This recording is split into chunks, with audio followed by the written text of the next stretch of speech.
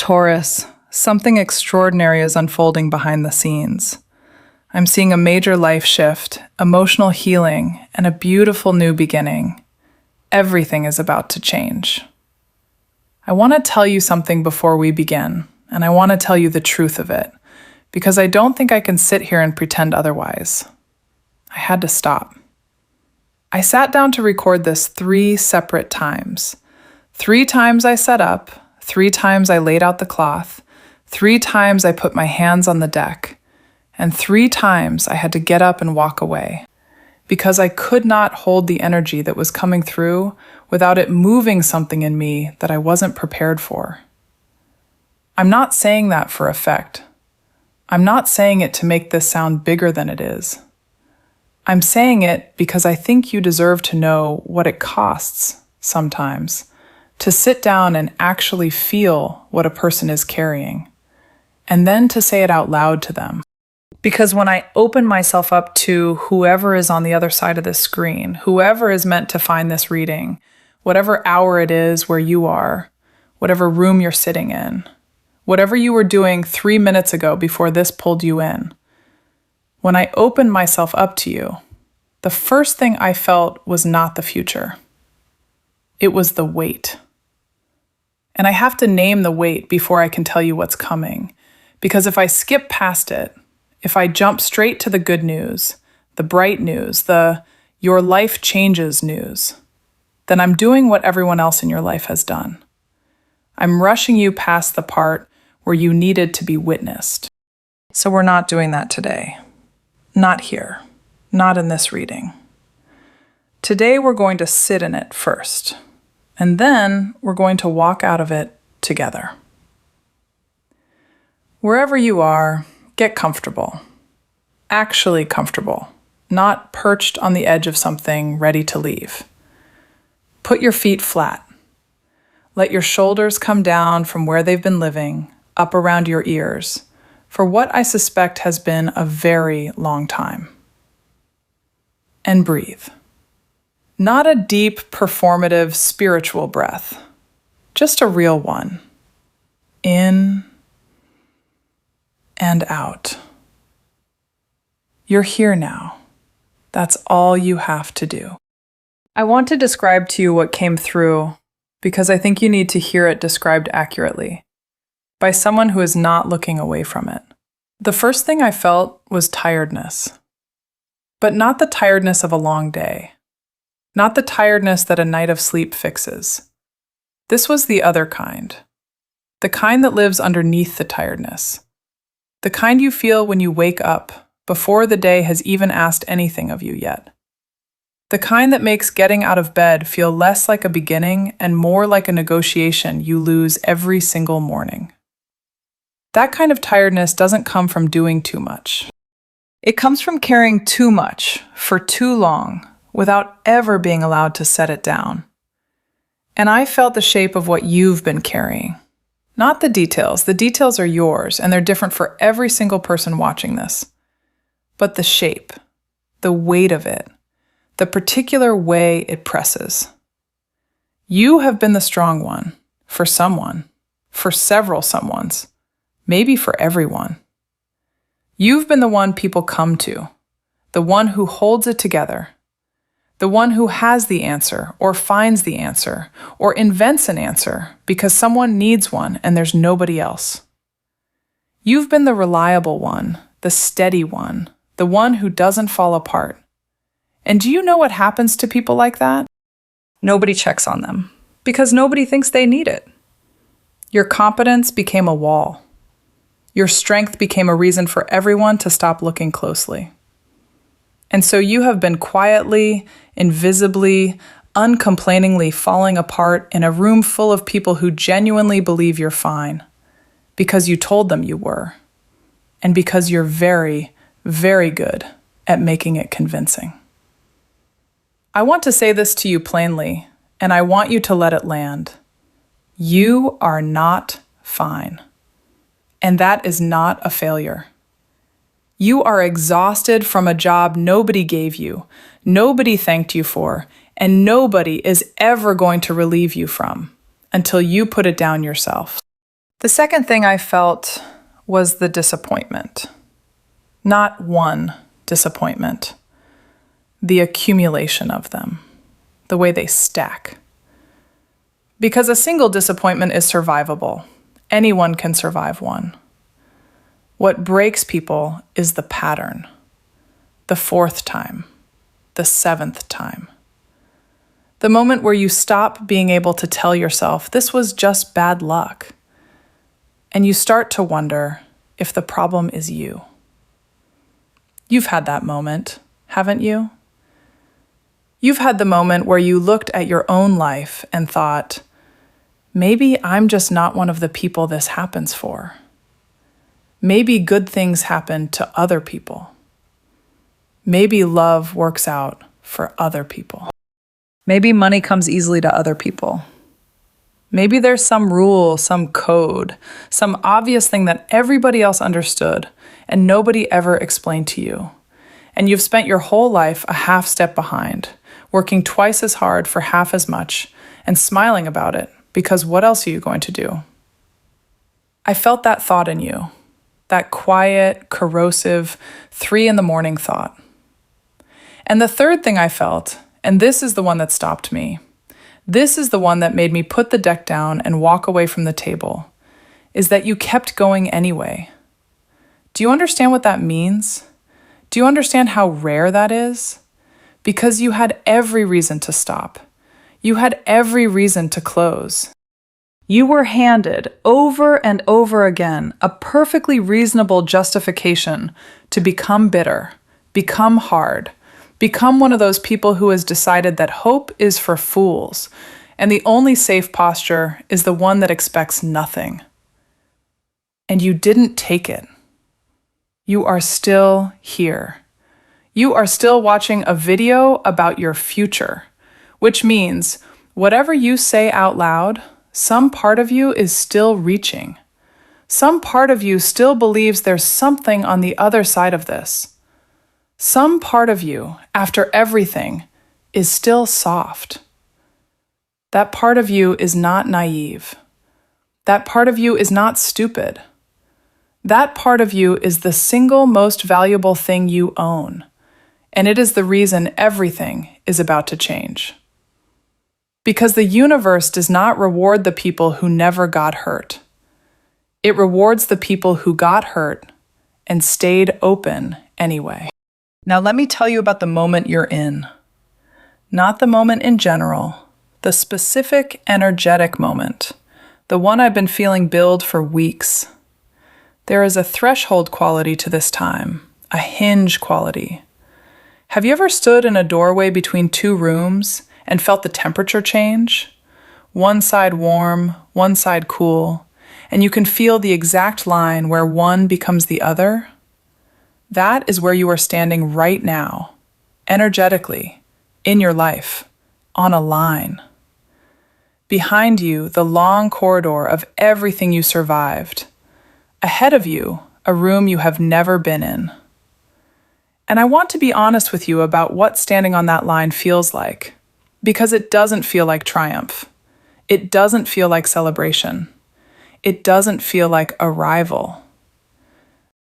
It feels like grief. That's the part nobody prepares you for. When the thing you prayed for actually starts arriving, the first sensation is usually not joy. It's mourning. Because in order to walk into that new room, you have to let go of the identity that survived the old one. And that identity saved your life. The version of you who armored up, who anticipated the disappointment before it came so it couldn't blindside you, who kept one foot out of every door, who never asked for anything so they could never be refused. That version of you was brilliant. That version of you was a genius of survival. That version of you got you here, and that version of you cannot come with you. That is what you are grieving. That is why this feels strange, why the good news landing in your life keeps arriving with a strange hollow feeling underneath it. You're not ungrateful. You're not broken. You're shedding. And shedding hurts, even when what's underneath is more beautiful. For some of you, this is showing up as an actual ending. Something is finishing. A relationship, a role, a job, a chapter, a friendship that used to fit and now doesn't. And you've been trying to hold it together out of loyalty. Loyalty to who you used to be and to who they used to be and to a version of the arrangement that stopped existing a long time ago. For others of you, nothing external has ended yet, but something internal has. You've stopped believing in something. A story, an excuse, a hope you'd been keeping alive on life support.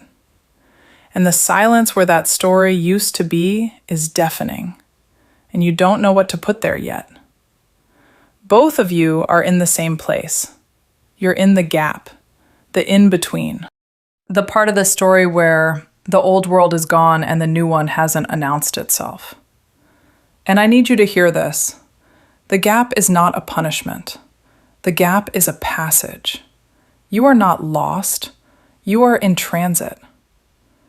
There's one more thing I'm picking up about this specific season, and I want you to pay very close attention here because it's precise.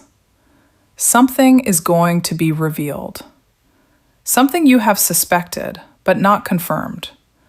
Something you felt in your body, but talked yourself out of, because you had no evidence, and because you've been trained, badly, unfairly trained, not to trust yourself.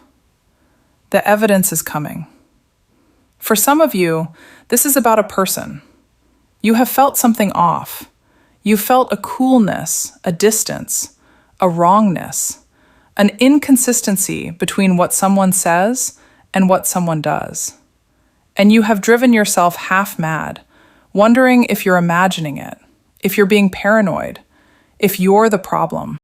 You are not imagining it, and it's coming to the surface. For others of you, this is about an opportunity you didn't know existed, something happening behind a door you didn't know was there, a conversation about you in a room you weren't in. And that too is about to surface. Either way, the fog lifts in this season, and even where the truth is uncomfortable, it is going to set you free, because you have been navigating your entire life with a broken compass, and someone is about to hand you a working one. Let me shuffle, let me be quiet with the deck for a moment and hold your energy. I call this spread the weeping gate, and I want to explain why before I turn a single card, because the name matters. In old architecture and old cities, there was often a gate through which the mourners passed. Not the celebration gate, not the market gate, the gate you walked through carrying grief. And here is what people forget about that gate. It was the same gate you came back through. It was not one way. It was the gate of leaving, and it was also the gate of returning. The same stones, the same arch. What changed was you. That's what this spread is. 5 positions, 5 stones in the arch. The weight, what you have carried. The wound, where it entered you. The turning, the mechanism of the change. The gift, what arrives. The gate, who you become on the other side. Let me pull. The first card, the weight, the 9 of Swords. Oh, I'm so sorry. The 9 of Swords. The card of 3 in the morning. If you've never seen this card, let me describe it, because the image tells you everything. A figure sitting bolt upright in bed, face buried in their hands. Behind them, on the wall, 9 swords hang suspended in the dark. Not stabbing, not falling, just hanging there. Suspended. That's the cruelty of it. The swords never actually fall. The dread never actually resolves. There's no catastrophe, there's just the anticipation of catastrophe, night after night after night, for years. This is the card of the mind that will not stop. This is the card of lying in the dark, running the same conversation for the 9th time, thinking of what you should have said. The card of the financial calculation you do in your head at 3 in the morning, adding and re-adding numbers that don't change. The card of watching someone breathe beside you, asleep, peaceful, while you lie awake terrified of a future they don't even know you're afraid of. This is the card of carrying it alone. And I want to point out the most important detail on this card because almost nobody talks about it. The swords are on the wall. They are not in the figure. They have not touched them. They are decoration. They are threat, not injury. Do you understand what the card is saying? Most of what you have suffered has been anticipation. Not the thing itself, the dread of the thing. You have lived through catastrophes in your mind that never came. You have grieved losses that never happened. You have paid in advance and with interest for disasters that were never scheduled to arrive. And your nervous system does not know the difference.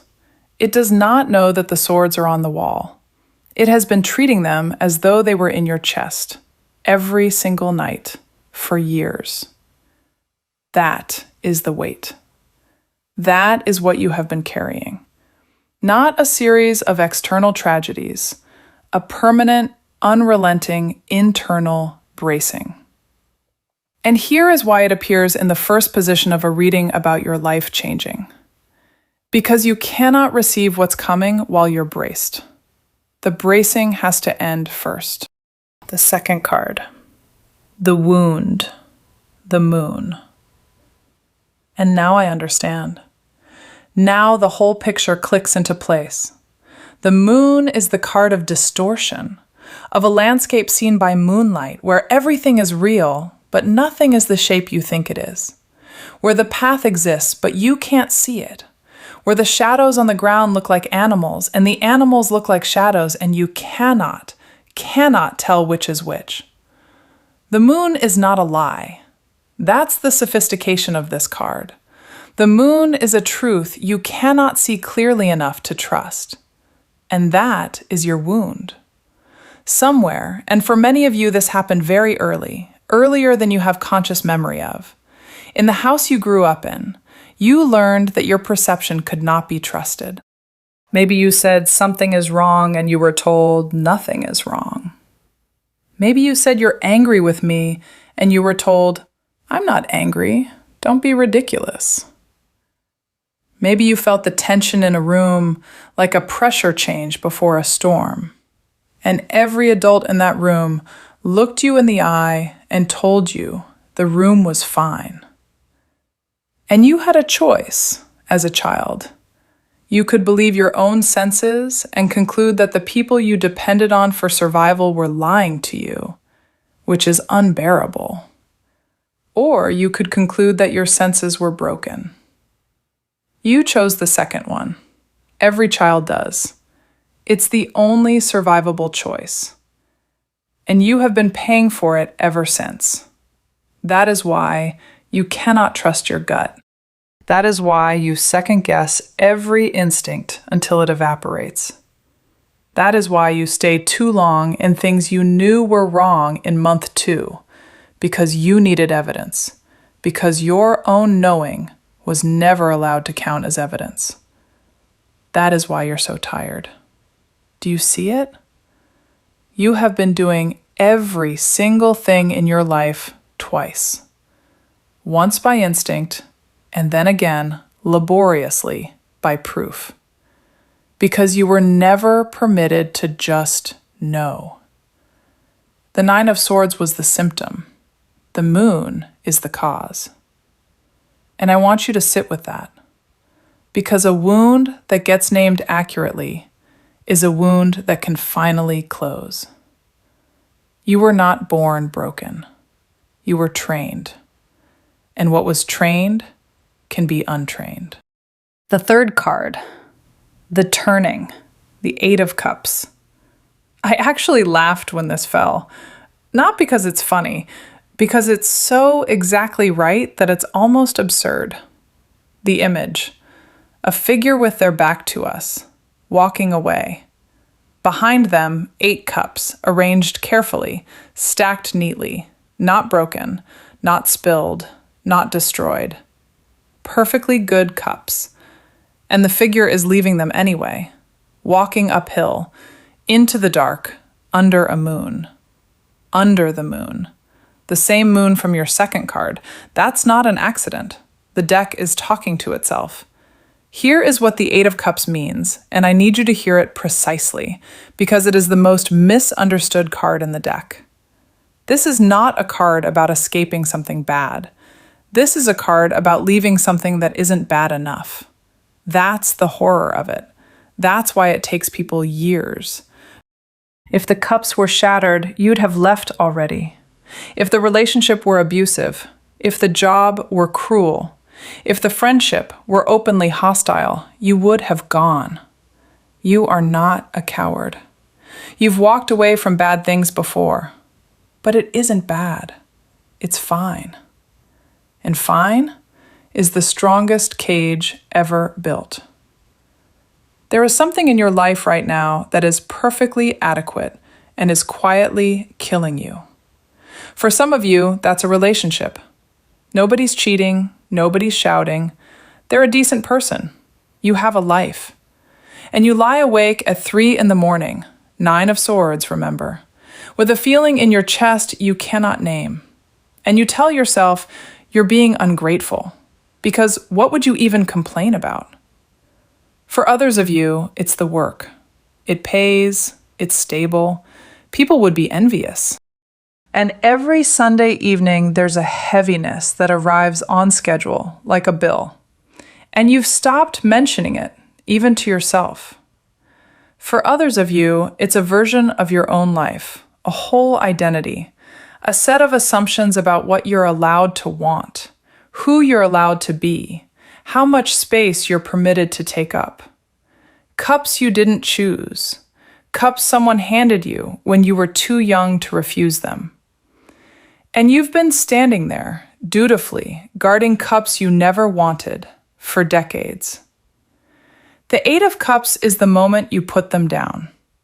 And here is the mechanism of your entire life changing. This is the answer. This is the turning. This is the thing. Nothing changes for you until you leave the adequate thing. Not the terrible thing. You'd have left that. The adequate thing. I know how frightening that is. I know that walking away from something that is fine looks insane from the outside. I know that you will not be able to explain it to the people who love you. They will say, "But what's actually wrong?" And you will not have an answer, because there is no answer in the vocabulary they're using. But look at the card again. Look at the figure walking uphill in the dark. They are not running away. They are walking toward. They have simply understood something that the people around them haven't, that there is more, that the cups they were given are not the only cups that exist, that a life can be perfectly acceptable and still not be theirs. And the moment they turn, the exact moment, the moment captured in this card, is the moment their entire life changes. That moment is happening for you now. Let me pause here. I want to pause because I've been watching this reading unfold, and I know that at least one of these cards has just landed somewhere in you in a way you were not ready for. Maybe it was the swords on the wall. Maybe it was the child who was told the room was fine. Maybe it's the cups you've been guarding. If something has just cracked open in you, I want you to do one thing for me. Go down to the comments and tell me which card found you. Not a paragraph, not an explanation, just the card. Just the moon or the 8 of Cups. I read every one, and I want you to know you are not the only person who is sitting there right now feeling exactly this. There are thousands of you, and you are about to see each other. Now let's turn the 4th card. Because everything we've done so far has been about what you're leaving. This is what's coming to meet you. The 4th card, the gift. The star. The star. I need a second. Do you know what the star is? Do you know where it sits in the deck? Do you know what has to happen immediately before the star can appear? The Tower. The star is the card that comes directly after the Tower. It is the card of the morning after the disaster. It is what you find standing in the smoking wreckage of everything you thought was permanent. The image is a figure kneeling by a pool, naked, completely, utterly unarmored for the first time in the entire deck. 1 foot on the land, 1 foot in the water, pouring water back into the pool from one vessel and onto the earth from another. Above them, 1 enormous star and 7 smaller ones. The star is the card of hope that has survived contact with reality. That is the distinction, and it is everything. This is not the naive hope of someone who has never been hurt. This is not optimism. Optimism is cheap. Anybody can be an optimist before anything has happened to them. This is the hope of someone who has been through the tower, who has watched it all come down, who has been through the 9 of Swords and the moon and the long walk uphill in the dark of the 8 of Cups, and who kneels down anyway and takes off the armor anyway and hopes anyway. That is not naivety. That is the most hard-won, expensive, deliberate thing a human being can do, and it is yours. You have already earned it. It is not something you have to go and get. It is the thing you have been building without knowing it every single time you got knocked down and did not close your heart. So let me tell you what the star actually brings, because it brings very specific things. The star is the card of being seen. Not admired, not praised, seen. And there is a person, or there are people, some of you it's plural, who are about to see you. Actually see you. The version of you underneath the competence. The version underneath the reliability. The one nobody checks on. Someone is going to check on you. And I want to warn you about something, because I've watched this play out too many times to not warn you. You are going to want to deflect it. Someone is going to look at you with real, undefended attention and ask if you're okay. And every instinct in your body is going to make a joke, change the subject, turn the question back around onto them. Because being witnessed, when you have spent your whole life being the witness, is unbearable. It feels like being skinned. Do not deflect. Please, do not deflect. Stay in it. Let it be awkward. Let your face do the thing it wants to do. That moment is the gift. That moment is what the entire reading has been building toward.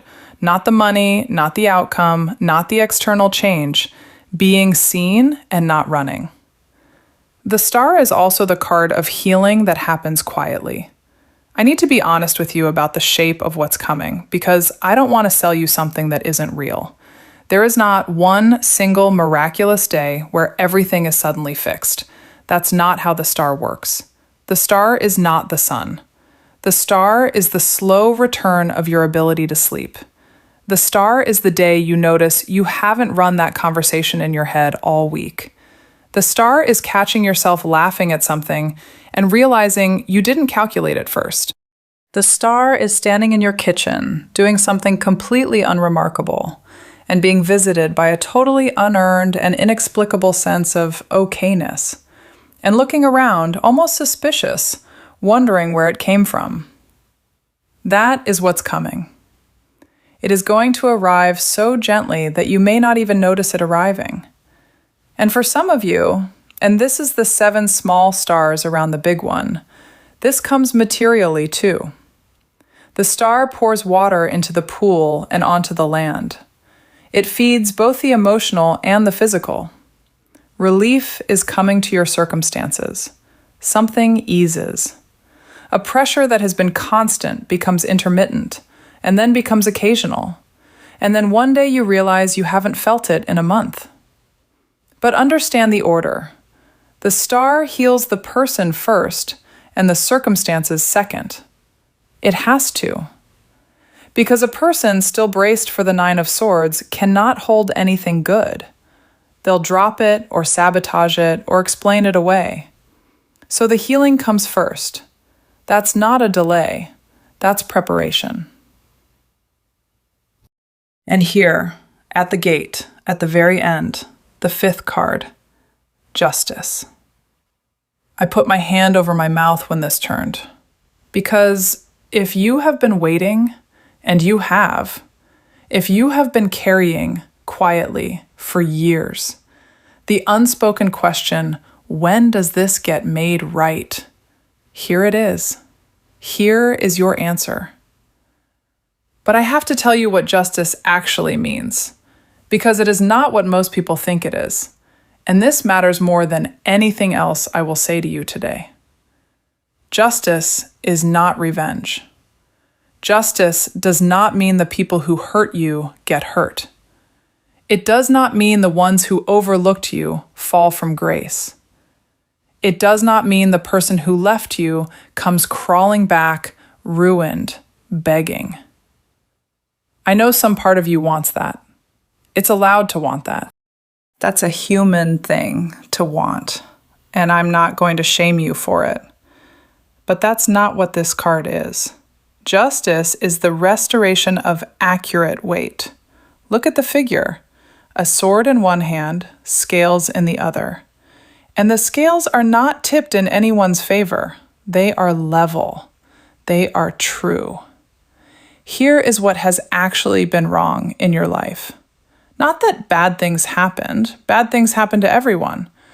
What has been wrong is that the scales in your life have been miscalibrated for as long as you can remember. Your contribution has been weighed as less than it was. Your effort has been weighed as less than it was. Your pain has been weighed as less than it was. Most of all, by you. Because you were taught by the moon to distrust your own instrument. You have been running a life on a broken scale. And justice is the card of the scale being repaired. That is the change. That is the entire change. That is what I could not stop crying about when I sat with this reading, because it is so much better than revenge and so much harder to explain. Everything is about to be weighed correctly, including you, especially by you. For some of you, this is going to arrive as an external correction, something formal, a decision that goes your way, a recognition, a settlement, an acknowledgement, something official and undeniable in writing that says you were right. For those of you in a long dispute, a long negotiation, a long injustice, justice as the final card is one of the most direct answers this deck gives. It resolves. And it resolves toward truth. For others of you, it's more intimate and, I think, more important. It's the moment someone says, I should have listened to you. The moment someone who dismissed you looks at the evidence and cannot dismiss it anymore. The moment the room that told you it was fine finally admits it was not fine. But here is the deepest layer of this card, and I want to end the reading here because it is the thing that actually changes your life. Justice also weighs you. That sword cuts in both directions, and this is where you have to be brave. Because for the scales to be true, you have to be honest about the ways you have kept them false, the ways you accepted less than you were owed and called it humility, the ways you stayed and called it loyalty, the ways you set yourself on fire to keep someone else warm and called it love, when what it actually was, if we're being honest, was fear. Fear of being alone. Fear of being too much. Fear that if you asked for your accurate weight, you would be told you were worth less than you'd hoped.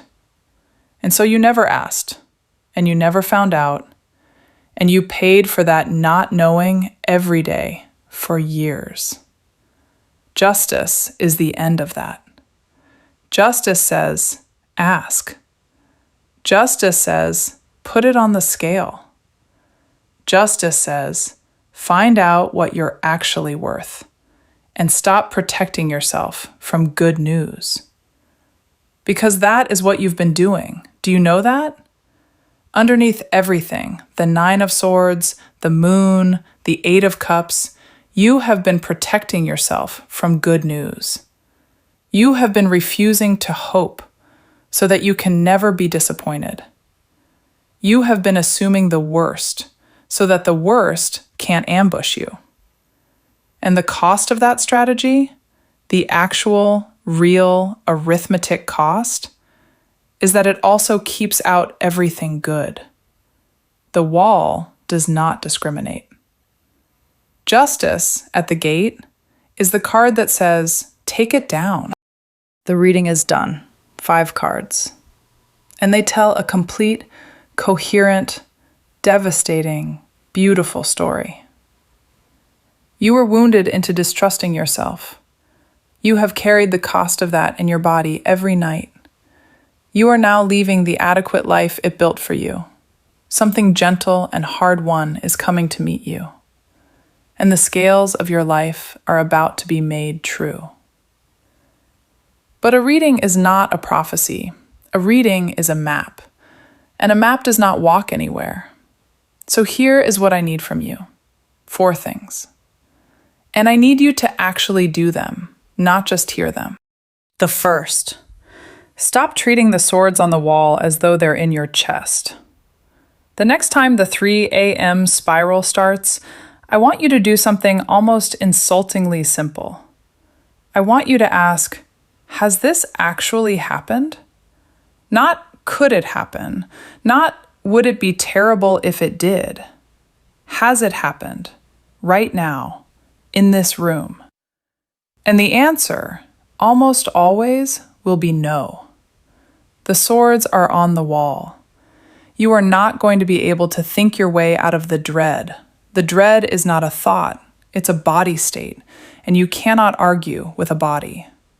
But you can name it. These are swords on a wall. I am safe in this room. This is anticipation and not injury. You will have to do this 1,000 times. It will not work the first 400. Do it anyway. This is how a nervous system is rebuilt. Boringly, repetitively, without visible progress. And then, all at once.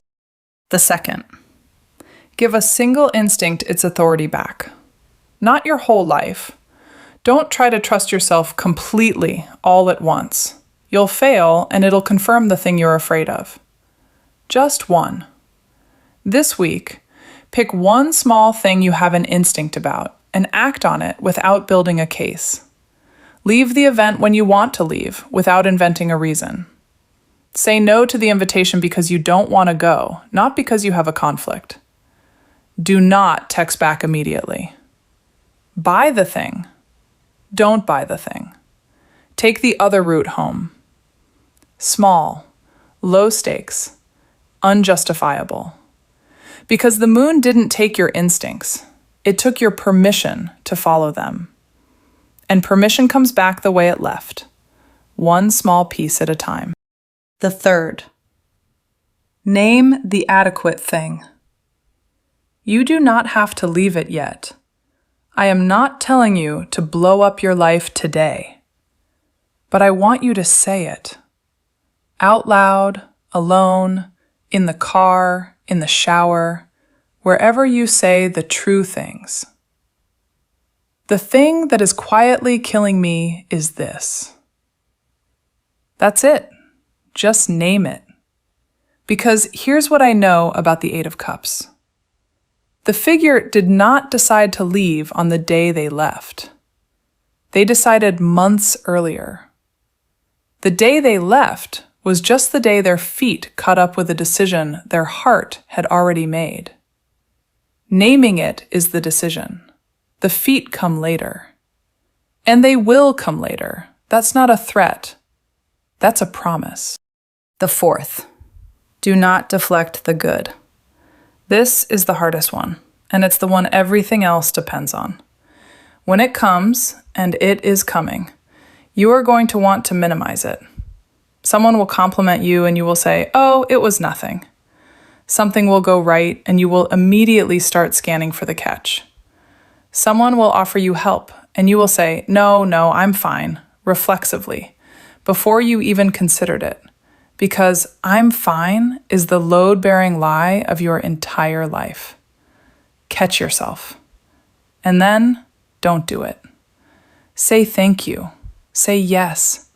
Say, "Actually, I would love some help." Let the compliment land in your body instead of bouncing off the armor. You will feel exposed. You will feel like you're being seen naked.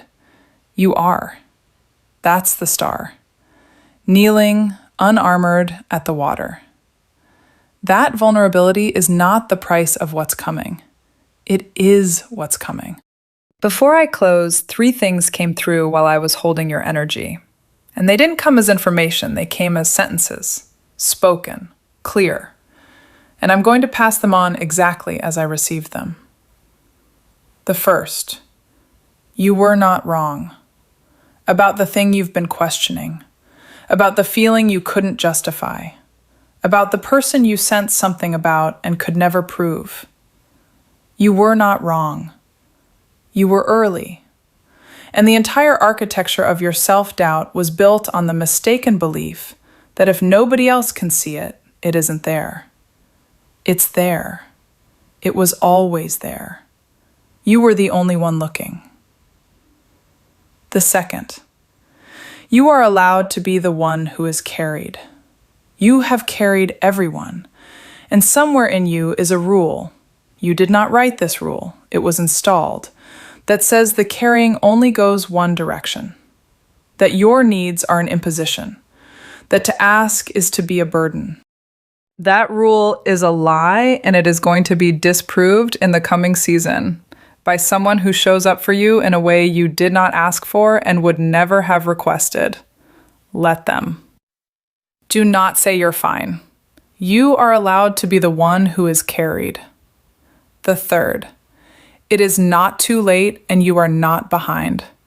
I felt the specific grief in you about time, about the years, about watching people who started where you started end up somewhere you can't reach, and doing the math and concluding that the window has closed. The window has not closed. You were not late. You were being built. And what took so long, the wound, the doubt, the walking uphill in the dark, that was not wasted time. That was the manufacture of the exact person capable of holding what's coming. A person who got it easily would drop it. You will not drop it. You know what it cost. I want to say one more thing, and then I'll let you go. I called this the weeping gate. And I told you at the beginning that in the old cities, the mourner's gate and the returning gate were the same gate. Here is why that matters. You cannot come back through a gate you never walked out of. Everything you have grieved, every disappointment, every night with the swords on the wall, every year spent guarding cups you never wanted, that was the walking out. And I know it felt like exile. I know it felt like punishment. I know that there were entire years where you were convinced you had been forgotten, that you had been singled out for a harder life for reasons nobody would ever explain to you. You were not forgotten. You were walking out, and now you are walking back. Same gate, same stones, same arch, different person. So put your hand somewhere on yourself, your chest, your throat, wherever it's been tight, and feel that it's still going, that it never stopped. Not on the worst night, not in the worst year, not once. Something in you has been beating faithfully, without permission, without applause, without a single person noticing, for your entire life. That is not luck. That is the universe's vote. cast silently, every second, for you. And now the reading is done, and it says the same thing. Say it with me, out loud, even if you feel ridiculous, especially if you feel ridiculous, because the ridiculousness is just the armor complaining. I was not wrong. I am not behind. I am allowed to be carried, and I am walking back through the gate. Say it until your body believes it. Your mind will get there eventually. It's the slower of the two, always has been. If this reading found you, and I think it found you, I don't think you clicked on this by accident, then do 3 things for me. Tell me in the comments which card broke you open. Just the card. I want you to see how many other people write the same one. Share this with the person you thought of. You thought of someone. Right at the start, when I described the exhaustion, a face appeared. Send it to them. They will not ask for it because they are exactly like you. And subscribe and turn the bell on, because the next reading is a continuation of this one, and I don't want you to miss the part where it lands. I'm so proud of you. I know that's a strange thing to hear from a stranger, but I've spent 45 minutes inside your energy, and I mean it more than I can explain. You made it through the gate. Now go and be seen. Until next time, trust the instinct. Take off the armor and let the good thing in.